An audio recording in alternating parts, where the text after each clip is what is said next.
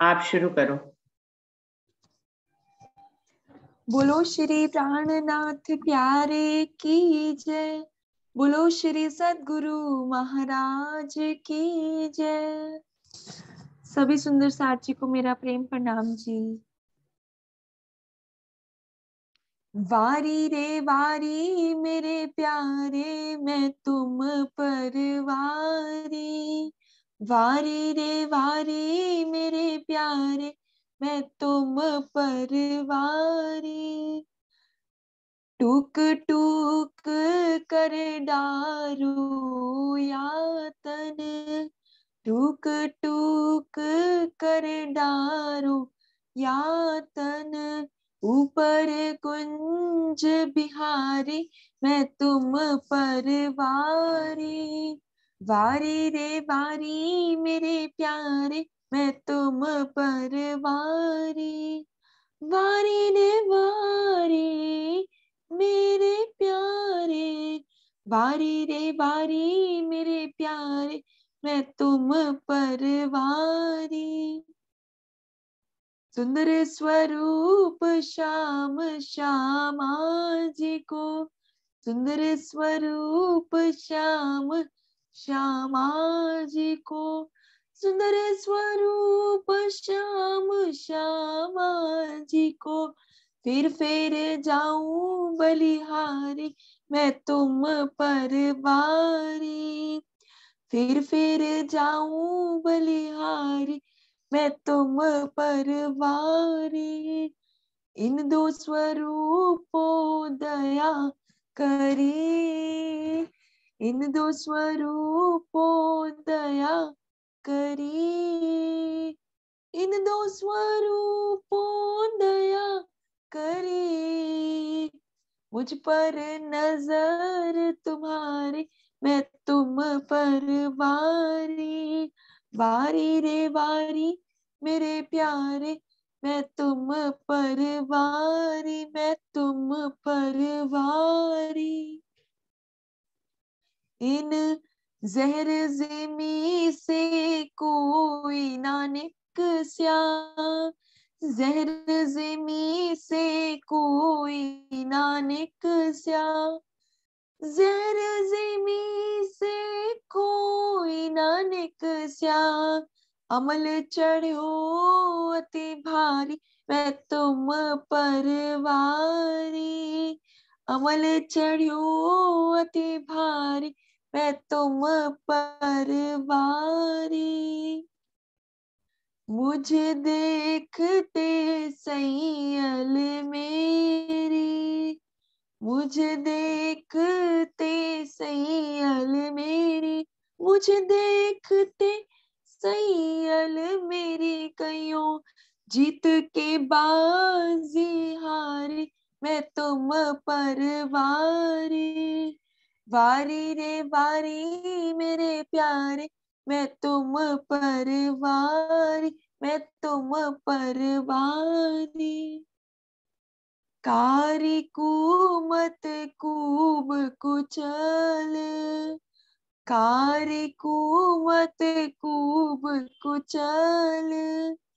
कारी कुमत कूब कुचल। ऐसी कठिन कठोर हुनारी मैं तुम पर वारी। कठिन कठोर हुनारी मैं तुम पर वारी। आत्म मेरी निर्मल करके। आत्म मेरी निर्मल करके। आत्म मेरी निर्मल करके। सहज पार उतारे मैं तुम पर वारी। वारी रे वारी मेरे प्यारे मैं तुम पर वारी। मैं तुम पर वारी। सुंदर स्वरूप सुभग अति उत्तम। सुंदर स्वरूप सुभग अति उत्तम। सुंदर स्वरूप सुभग अति उत्तम। तम, मुझ पर कृपा तुम्हारी मैं तुम पर वारी, मुझ पर कृपा तुम्हारी मैं तुम पर वारी। कोट बेर ललिता कुर्बानी, कोट बेर ललिता कुर्बानी, कोट बेर ललिता कुर्बानी मेरी, धनी जी कायम सुखकारी मैं तुम पर वारी, मेरे वाला जी कायम सुखकारी मैं तुम पर वारी, वारी रे वारी मेरे प्यारे मैं तुम पर वारी, टूक टूक कर डारो यातन, टूक टूक कर डारो यातन, ऊपर कुंज बिहारी मैं तुम पर वारी, वारी रे वारी मेरे प्यारे मैं तुम पर वारी, मैं तुम पर वारी, मैं तुम पर वारी। बोलो श्री प्राणनाथ प्यारे की जय, बोलो श्री सद्गुरु महाराज की जय। सभी सुंदर साथी को मेरा प्रेम प्रणाम जी। प्रणाम जी चित्रांशी, धन्यवाद। बहुत बहुत सुंदर साथी शुरू करते हैं। प्रणाम जी सभी सुंदर साथी को। प्रणाम जी, प्रणाम जी।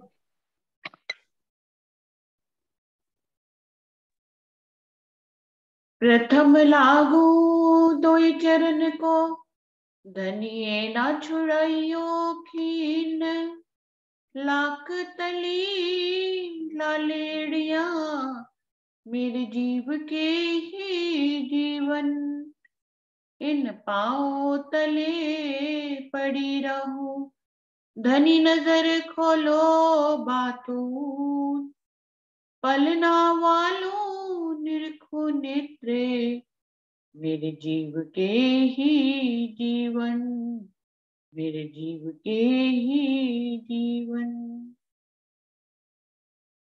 चर्चा प्रारंभ होत है, सुनो साथ चित दे, भजो राज श्यामा श्री प्राणनाथ, सखी जीवन हमारोए, श्री महामति कहे साथ जी, भया चर्चा का वक्त, अब तुम सुनियो चित दे, लाल आगे आए बैठे इन तखत, लाल आगे आए बैठे इन तखत।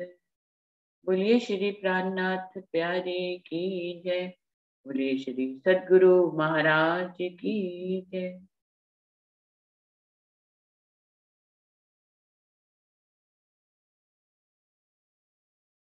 बीतक साहब वाणी का ये 37वां प्रकरण ही चल रहा है, जिसमें 59 चौपैया हो गई थी और 6 दर्शन वाले अपनी अपनी बात कह चुके थे और अब शिरजी साहिब जी से वो जवाब मांगना चाह रहे थे। तो अब यहाँ पर है शिरजी साहिब जी का जवाब।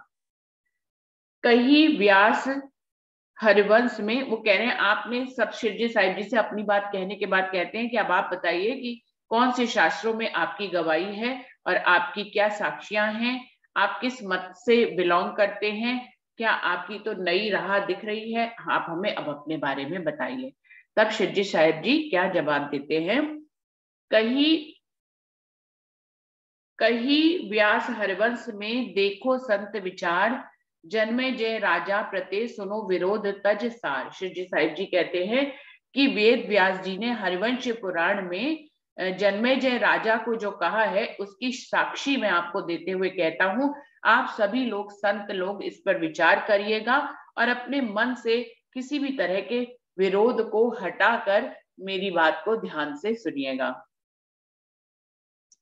कही अनहोनी व्यासे नृपसो, नृपसुन पूछत सोए, ब्रह्म रूप मुनि प्रगट है दुर्घट सब थे जोए। क्या कहते हैं, राजा जन्मे जैसे वेद व्यास जी की कि हे राजा, अभी कलयुग में एक अनहोनी घटना घटने वाली है।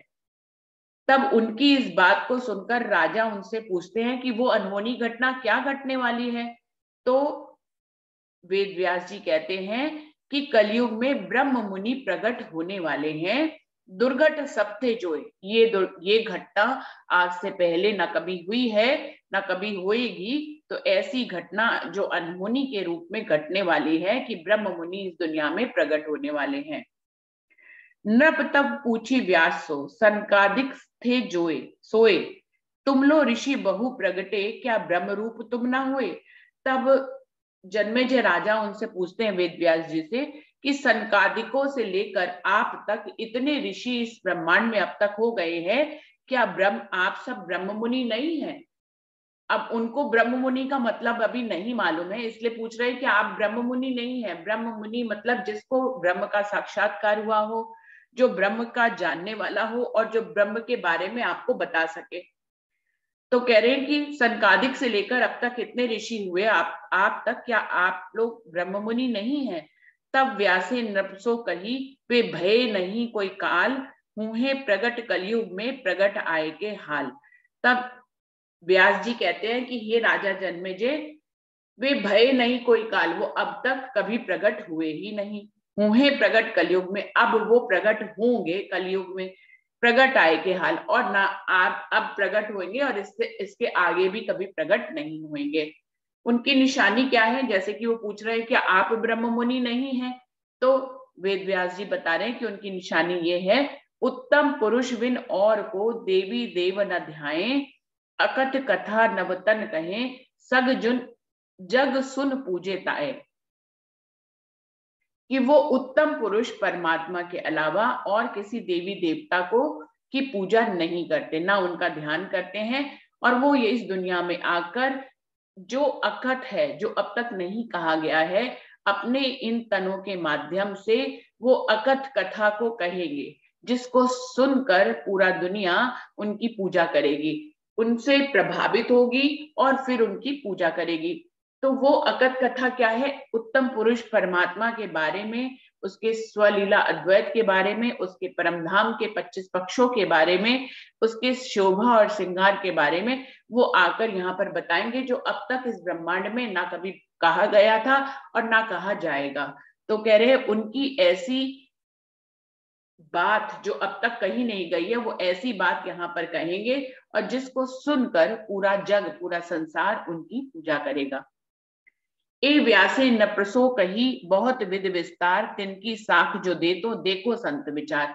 इस प्रकार से वेद व्यास जी ने जन्मेजय राजा को ये बात जो कही है उसका विस्तार आपको साक्षी देकर बता रहा हूं। सभी संतों आप विचार करके देख लेना, उसकी साक्षी वो दे रहे हैं हरिवंश पुराण के भविष्य पर्व के श्लोक नंबर 21 से 22 के बीच में उन्होंने जो बात कही है वो यहाँ पर साक्षी के रूप में शिवजी साहिब जी संतों को बता रहे हैं। राजा जन्मेजय कौन है, परीक्षित के पुत्र हैं। और परीक्षित कौन है, जब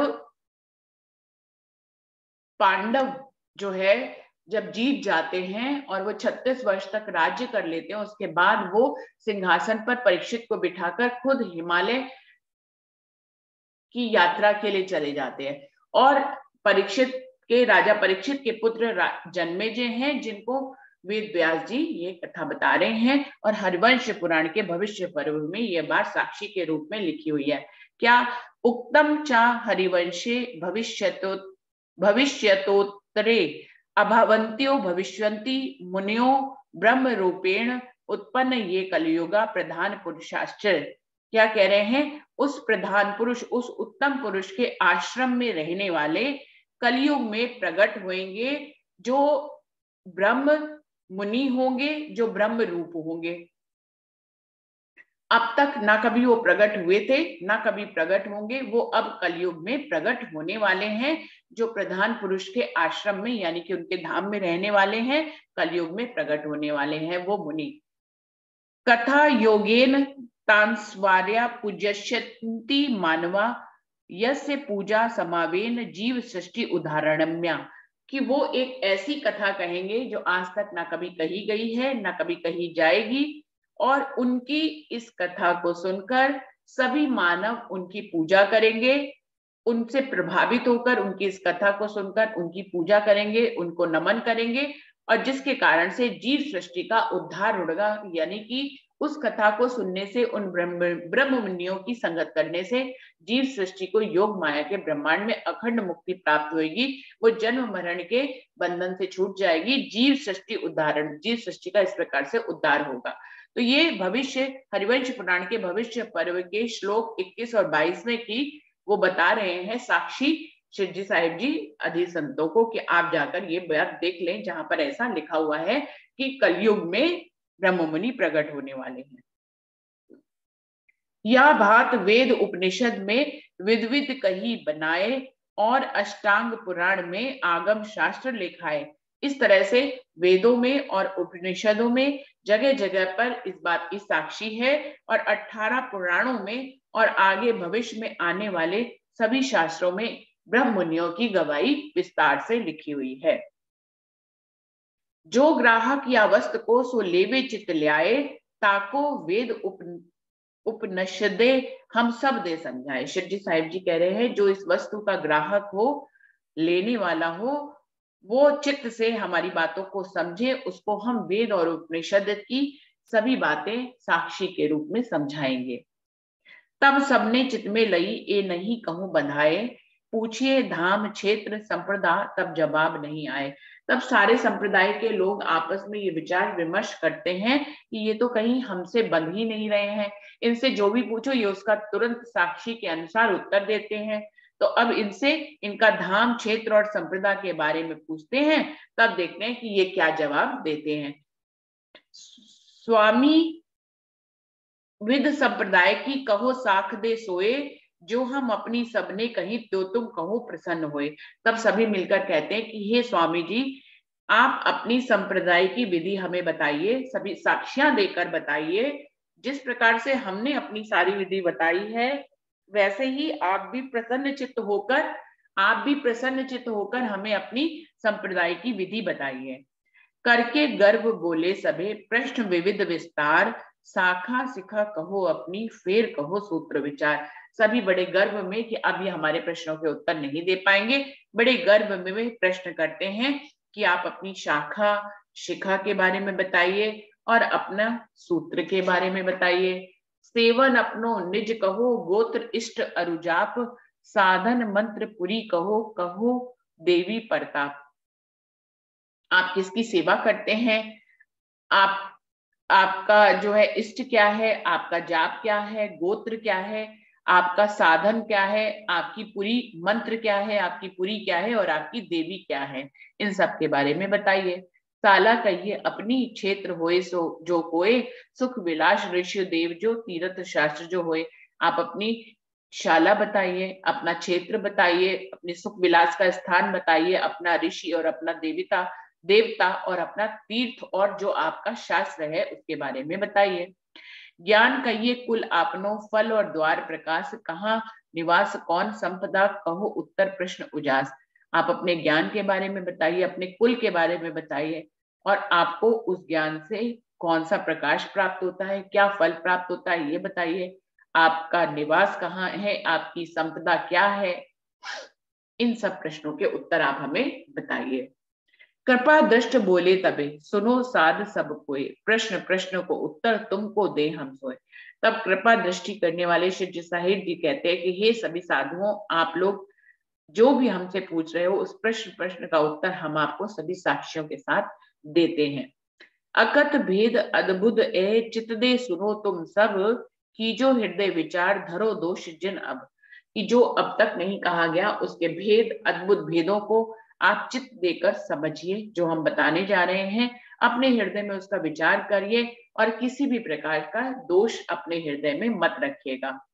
श्रुति स्मृति की साख दे कहो तुम्हें समझाए, ग्राहक हो चित्त दे सुनो तो कलयुग भ्रम जाए। हम आपको अपनी बात के लिए श्रुति और स्मृति की सब साक्ष्यां भी देंगे, आपको समझाएंगे भी। अगर आप सही में इस ज्ञान के ग्राहक हैं तो चित्त देकर इस बात को सुनिए जो कलयुग भ्रम जाए, जिससे कि आपके अंदर कलयुग रूपी ये जो भ्रम बैठा हुआ है वो भ्रम खत्म हो जाए। तो अब शिरडी साहिब जी से जो प्रश्न पूछे जाते हैं उनका उत्तर वो देते हैं। श्री निजानंद संप्रदाय की पद्धति क्या है, यहाँ पर शिरडी साहिब जी उनको बताते हैं। तो शुरू होती है यहाँ पर निजानंद संप्रदाय की पद्धति। सुंदर साहिब जी क्या कह रहे हैं? सतगुरु ब्रह्मानंद है, सूत्र है अक्षर रूप, शिखा सदा इनसे परे, चेतन चित जो अनूप। क्या कह रहे हैं? सतगुरु ब्रह्मानंद है।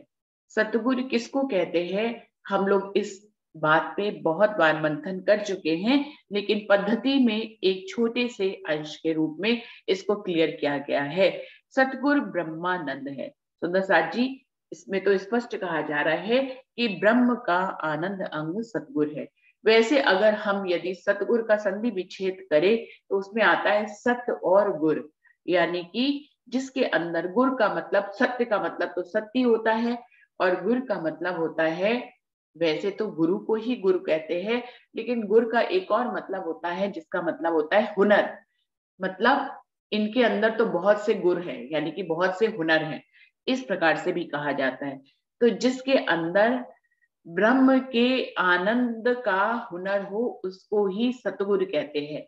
यानी कि सतगुरु वो हुआ जिसके अंदर उस अक्षरातीत पूर्ण पार ब्रह्म के आनंद स्वरूप का हुनर हो, उसके आनंद का हुनर हो। या सतगुरु, सतगुरु का मतलब क्या हुआ कि जो सत्य का जिसके अंदर हुनर हो, जो सत्य की बात कैसा हो, जो सत्य को समझाता हो, जो सत्य को ही धारण किए हो, जिसके अंदर सत्य का ही हुनर हो, उसको सतगुरु कहते हैं। और वो कौन है? वो ब्रह्म का आनंद स्वरूप है, वो ब्रह्म का आनंद है। तो ब्रह्म का आनंद वैसे तो श्यामा मरानी है, धनी का सच्चिदानंद स्वरूप में जो उनका आनंद स्वरूप है वो श्यामा मरानी है।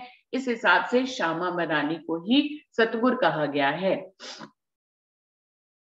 लेकिन सतगुरु मेरा श्याम जी भी वर्णन आता है, तो वो आनंद का सूत्र आता तो राजी महाराज से ही है, तो इसलिए राजी महाराज को भी सतगुरु ही कहा गया है, जो यहाँ पर अपने पूर्ण परमधाम में, अपने अखंड परमधाम में अक्षरातीत पूर्ण पारब्रह्म अपने चितगन स्वरूप से विराजमान रहते हैं। और जब वो इस दुनिया में आते हैं तो वही सतगुरु के रूप को धारण करते हैं। तो इस प्रकार से उनके अंदर भी सत्य की बात कहने का हुनर होता है, क्योंकि वो स्वयं ही सत्य है। इस धरती पर सत्य के हुनर को लेकर सतगुरु आते हैं और वो खुद ही अक्षरातीत पूर्ण पारब्रह्म होते हैं, वही आनंद के स्रोत होते हैं। तो इस प्रकार से सतगुरु ब्रह्मानंद है। हम सतगुरु के आनंद, जिसके अंदर सत का हुनर हो, वो सतगुरु जो आनंद स्वरूप है ब्रह्म का, श्यामा मरानी या स्वयं अक्षरातीत, दोनों में से किसी को भी कह सकते हैं। सुंदर साहब किसी को भी सतगुरु रूप में धारण कर सकते हैं, जो यहाँ पर बताया गया है। बीता साहब के माध्यम से धनी देवचंद जी को सबसे प्रथम सतगुरु और अखंड सतगुरु कहा गया है, क्योंकि वही अक्षरातीत पूर्ण पारब्रह्म का तारतम ज्ञान की कुंजी को लेकर इस दुनिया में सबसे पहले आए। तो अगर तन के रूप में हम माने तो धनी देवचंद जी तन के रूप में, सतगुरु रूप में इस दुनिया में आए हैं। उनके अंदर ही धाम हृदय में अक्षरातीत पूर्ण पारब्रह्म की बैठक हुई, जिन्होंने सबसे पहले इस दुनिया में तारतम ज्ञान को दुनिया में लाए और सबको उसको बांटा। तो वो तन के रूप में यदि किसी को मानना होता है सतगुरु रूप में, तो साक्षी रूप में बीतक में धनी देवचंद जी को सतगुरु रूप में कहा गया है। सूत्र है अक्षर रूप। अक्षर ब्रह्म जो है वो हमारा सूत्र है। सूत्र का क्या मतलब होता है? जो अक्षर जो परमात्मा की तरफ इशारा करे, या कहना चाहिए कि परमात्मा तक पहुंचने का पुल कह सकते हैं उसको। सूत्र का मतलब जो अभी प्रणय सूत्र, जैसे हम कहते हैं ना कि इन दोनों को प्रणय सूत्र में बांध दीजिए, तो एक कपड़े से दो लोगों को प्रणय सूत्र में पहले जब फेरों के समय बांधा जाता है सुंदर साथ जी, तो उनके बीच में एक डोरी होती है जिसका एक हिस्सा पुरुष के पास होता है, एक हिस्सा स्त्री के पास में होता है, बीच में उनमें गांठी लगा दी जाती है। तो इसको क्या कहते हैं? प्रणय सूत्र में बंध गए। दो लोगों को, दो को बांधने वाला जो बीच में होता है उसको सूत्र बोलते हैं। तो इसीलिए कहा गया है कि जो ब्रह्म की तरफ इशारा करे वो भी सूत्र है, ऐसे ही दो को बांधने वाले को भी सूत्र कहते हैं। जैसे कि हम अगर काल माया के ब्रह्मांड से अपने आप को परम धाम ले जाने के लिए अगर चलें चितवनी में, तो हमें अक्षर की योग माया को और अक्षर को पार करके ही परम धाम जाना होगा। तो परम धाम और काल माया के ब्रह्मांड के बीच में अक्षर ब्रह्म आते हैं, तो वो है सूत्र जो काल माया के ब्रह्मांड को बनाते हैं और अक्षरातीत के दर्शन भी करते हैं। तो वो दोनों तरफ से काल माया के ब्रह्मांड के जीव अक्षरातीत को नहीं जानते और अक्षरातीत की आनंदांग श्यामा महारानी और सखिया काल माया के ब्रह्मांड को नहीं जानती। अक्षर ब्रह्म बीच में एक ऐसे सूत्र है जो अक्षरातीत पूर्ण पार ब्रह्म को जानते हैं, हमेशा से उनका दर्शन करने जाते हैं चांदनी चौक में, और वो उनकी सत्ता के स्वरूप भी है और वो इस काल माया के ब्रह्मांड को बनाने और मिटाने का उनका कार्य भी है। तो सूत्र रूप में यानी कि दो ब्रह्मांडों के बीच में जो सूत्र रूप में है वो अक्षर ब्रह्म है, यानी कि परमधाम और काल माया के ब्रह्मांड के बीच में हमें अक्षर ब्रह्म को पार करके ही अक्षरातीत तक हम जा सकते हैं। एक और ढंग से भी हम अक्षर को समझ सकते हैं कि इस दुनिया जो कि काल माया का ब्रह्मांड है, जो अक्षर की बनाई है, यहाँ पर सभी कुछ जो है वो अक्षरों में ही आया है। यानी कि अक्षरों के रूप में ब्रह्मवाणी आई, अक्षर का ही रूप में बीतक साहब आई, और इन अक्षरों के माध्यम, इन अक्षरों में जो भेद छुपा है वो किसका छुपा है? अक्षरातीत का छुपा है। तो इन अक्षर के माध्यम से भी हम किसकी पहचान करते हैं? अक्षरातीत की पहचान करते हैं। तो इशारे रूप में जो इशारा करता है अक्षरातीत का, उसको सूत्र कहते हैं।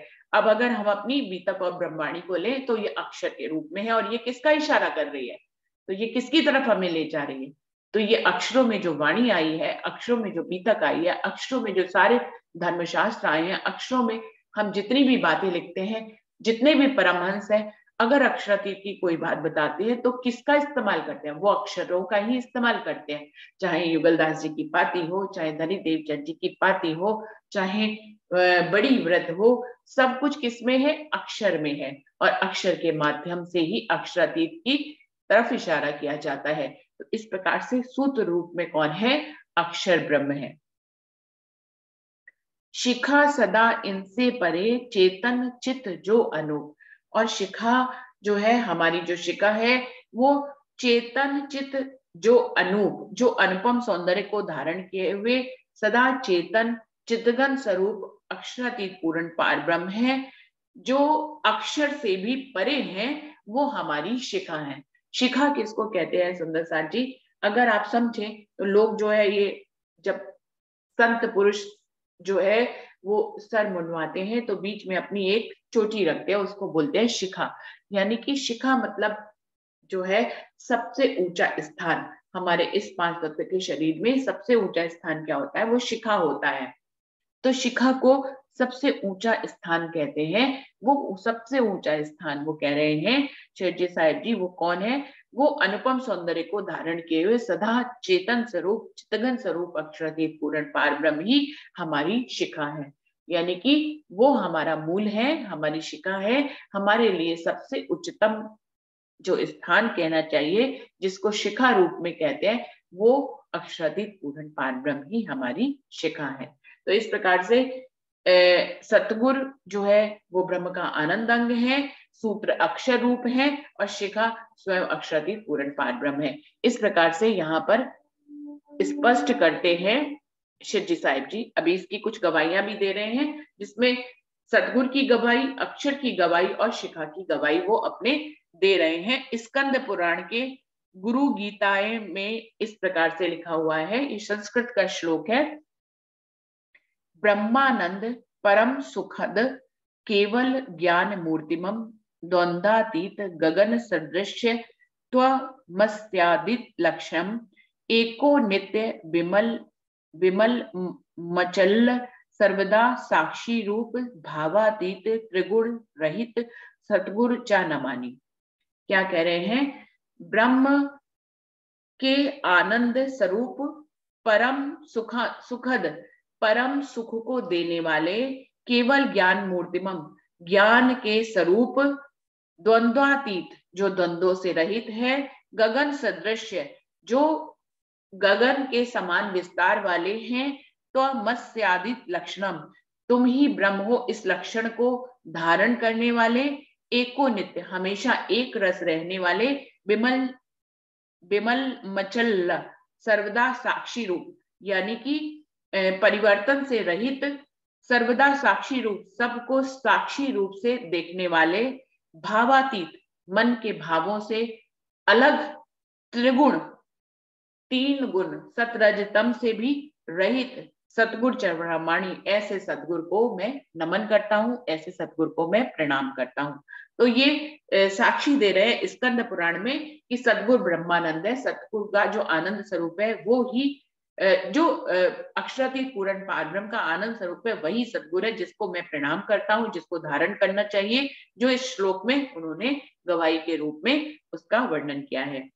अभी क्या कह रहे हैं, दूसरा श्लोक जो है ब्रह्मो उपनिषद में लिखा गया है, यद शर पर ब्रह्म तत्र सूत्र मिति धार्येत, सूचनात्म सूत्र मित्याहु सूत्र नाम पर पदम तसूत्र विदित येन सा विप्रो वेद मार्ग, कि ऐसे सूत्र को, ब्रह्म के ऐसे सूत्र को धारण करना चाहिए जो ब्रह्म की तरफ इशारा करे। तो जो ब्रह्म की तरफ इशारा करे ऐसे सूत्र को धारण करना चाहिए। उस धाम को भी सूत्र ही कहते हैं। इस सूत्र को जानने वाले को विप्र वेद का पारंगत कह सकते हैं। जो इस सूत्र को धारण करता है, जो इस सूत्र को जानता है, उसको विप्र वेद का पारंगत कहना चाहिए। तो यहाँ पर सूत्र उस अक्षर को कहा गया है, उस अक्षर रूपी सूत्र को धारण करना चाहिए जो अक्षरातीत की तरफ इशारा करता है, और जो उस धाम को भी सूत्र कहते हैं, और उस सूत्र को जानने वाले को और उस सूत्र को पहचानने वाले को विप्र वेद का पारंगत कहते हैं। ये ब्रह्म उपनिषद में लिखा हुआ है, जो अक्षर हमारा सूत्र है, इसकी गवाही देता है। शिखा ज्ञानमयी यस उपवित चा तन्मत ब्राह्मण सकल तस्य इति ब्रह्म विदो विदु चिदेव पंचभूतानि चिदेव भुवन नययम।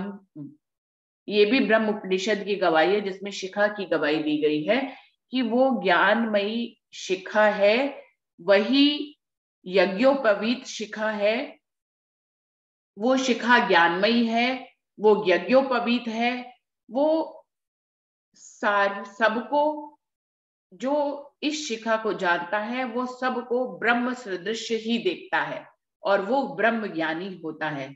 वो ब्रह्म ज्ञानी इस तीन लोकों को, पांच तत्व को, चेतन और चित्तघन देखता है, सबको ब्रह्म स्वरूप देखता है। ये शिखा का वो एक उदाहरण दे रहे हैं, एक साक्षी दे रहे हैं कि शिखा ज्ञानमयी है, जिसको कहा गया है, हम लोग ने जिसको उन्होंने कहा है शिखा जो सबसे ऊंचा स्थान है, वो परब्रह्म ही हमारा शिखा है, उसकी साक्षी दे रहे हैं कि वो शिखा जो ज्ञानमयी है, जो यज्ञोपवीत है, जो ब्रह्म सकल ही सबको देखते हैं, वो ब्रह्म ज्ञानी है, वो इस तीनों लोकों को और पांच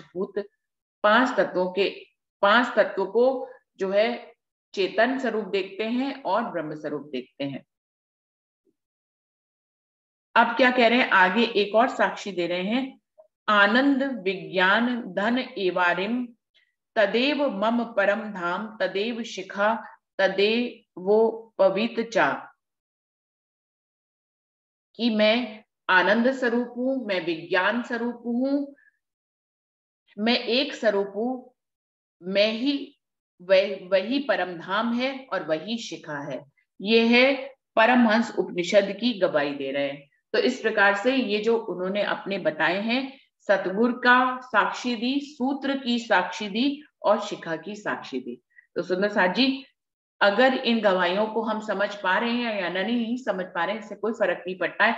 हम अपनी जो निजानंद संप्रदाय की पद्धति के जो चौपाइयां हैं उन पर विशेष ध्यान दें, कि सदगुरु जो है वो ब्रह्मानंद को कहा गया है, अक्षर को सूत्र कहा गया है। सूत्र इसलिए कहा गया है क्योंकि वो ब्रह्म की तरफ इशारा करता है, और शिखा मतलब सबसे ऊंचा स्थान जो है वो राजी महाराज अक्षरतीत पूर्ण पारब्रह्म को कहा गया है कि सबसे उच्च स्थान उन्हीं का ही है, और हमारा भी वही उच्च स्थान है।